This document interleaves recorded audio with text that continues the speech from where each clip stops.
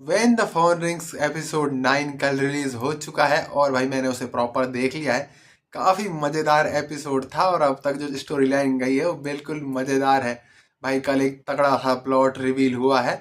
आखिरी कुछ एपिसोड बचे हैं और कल वाला प्लॉट भाई अगर तुमने देखा होगा, अगर नहीं देखा है तो मैं तुम्हें बताने वाला हूँ, पर अगर तुमने देखा है तो भाई क्या तगड़ा प्लॉट था, बिल्कुल अनएक्सपेक्टेड था। वैसे जो भी ड्रामास होते हैं वैसे वो वाला प्लॉट सबसे बेस्ट होता है किसी भी चीज को नया आगे मोड़ देने के लिए, और हमेशा वही चीज सबसे मैटर करती है।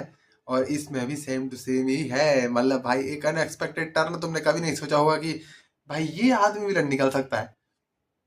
चलो जरा तुम्हें मैं स्टोरी सुनाता हूँ, अब तुमने बस कहानी की तरह सुनना है मेरी बातों को, और ताकि तुम्हें पता चल सके कि कल का एपिसोड का रिव्यू कैसा रहा, कैसा कैसा एपिसोड था। मैं तुम्हें थोड़ी थोड़ी बातें बताऊंगा एपिसोड से जुड़ी हुई, क्या क्या एपिसोड में हुआ, और बाकी सब तुम पूरा एपिसोड नेटफ्लिक्स पे जाके देखना। आज भी उसका 10th एपिसोड आएगा जो कि 6:20 इंडियन स्टैंडर्ड टाइम पे नेटफ्लिक्स पे प्रीमियर होगा। एपिसोड की शुरुआत होती है इना और हिजू के बीच बातचीत से। दोनों बहनें हैं, दोनों बातचीत कर रही होती हैं, जिसमें हिजू को पता चलता है कि पिक्साओन असली नहीं है बल्कि वो कोई और है। उसके बाद इना हिजू को सावन को छोड़ने के लिए कहती है और हिजू क्या कहती है, नो बिल्कुल नहीं।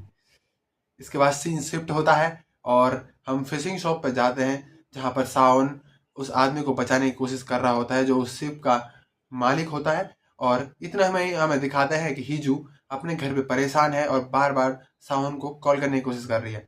वो परेशान होकर पुलिस को कॉल करती है, पर डर की वजह से वो कुछ बताए बिना ही कॉल को कट कर देती है। इसके बाद हिजू अपनी कार में बैठी हुई होती है और रो रही होती है, तो अभी उसे सांगू का कॉल आता है और वो उसे सावन के बारे में बताता है, जिसके बाद वो तुरंत दौड़ते दौड़ते हॉस्पिटल पहुंचती है और सावन से मिलती है। मैं उसे यहाँ पर डिस्क्राइब नहीं कर पाऊंगा क्योंकि भाई वो बहुत ज्यादा कॉम्प्लेक्स इमोशन है, तुम उसे एपिसोड में देखोगे तभी तुम उसे समझ पाओगे। और इसके बाद इस एपिसोड का सबसे इंटरेस्टिंग वाला सीन आता है जब सांगू उस आदमी के बारे में पूछ रहा होता है जिसे वो फिशिंग शॉप पे बचाता है, और तभी वो सावन से पूछता है कि तुम्हारा हिजू के साथ रिश्ता क्या है। पहले तो सावन कहता है कि भाई ये कोई इनएप्रोप्रिएट रिश्ता नहीं है, और उसके बाद इस सीन का सबसे इमोशनल डायलॉग या सीन आता है जब सावन कहता है कि हीजू is my only family and guardian. इसी के साथ हम एपिसोड की अंत की तरफ बढ़ते हैं और हम देखते हैं कि दोनों एक प्रोग्राम में साथ जा रहे होते हैं, जहां पर दोनों को एक साथ स्टेज पर पहली बार जाना होता है। दोनों बहुत खुश होते हैं। इसके बाद आता है इस एपिसोड का, इस सीरीज का सबसे अनएक्सपेक्टेड टर्न।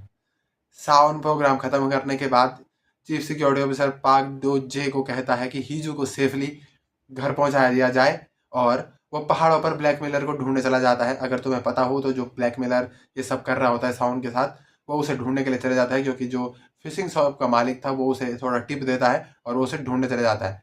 तभी सावन को उसके रिपोर्टर दोस्त का कॉल आता है और वो उसे एक फाइल भेजता है, जिसे देखकर सावन के होश ही उड़ जाते हैं, क्योंकि उससे उसे पता चलता है कि जो उसका चीफ सिक्योरिटी ऑफिसर पार्क दो जे है वो ही ब्लैकमेलर का जुड़वा भाई है।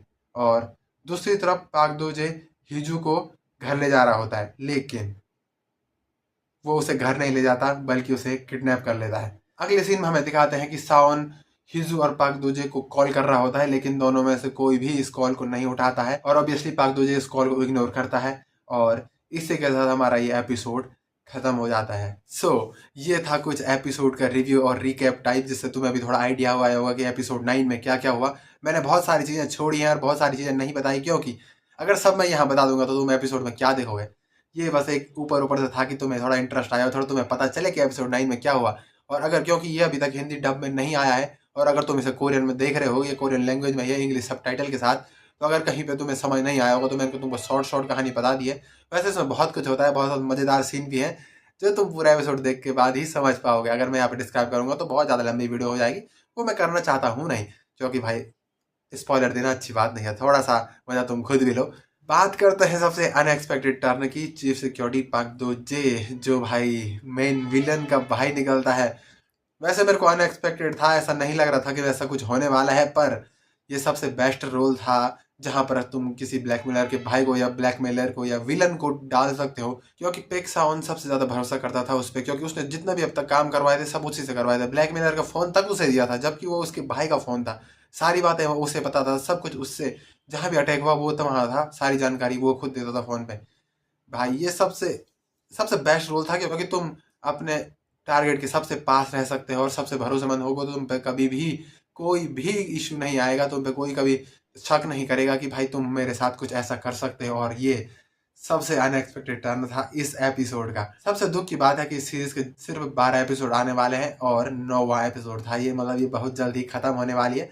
आई होप कि तुम सब ये सीरीज देख रहे होंगे, तो मुझे कमेंट सेक्शन में बताओ कि तुम्हें ये सीरीज कैसी लग रही है अब तक, और किस किस ने 9वां एपिसोड देखा है और कौन कौन 10वें एपिसोड का इंतजार कर रहा है। 10वें एपिसोड के बारे में सेम टू सेम वीडियो मैं कल लाऊंगा। आई होप कि तुम्हें ये वीडियो पसंद आया होगा। अगर पसंद आया है तो कमेंट सेक्शन में बताओ कि अगली सीरीज हम किसको देखें। तुम्हारी फेवरेट सीरीज बताओ और बाद में मैं अपनी फेवरेट सीरीज बताऊंगा। Bye bye.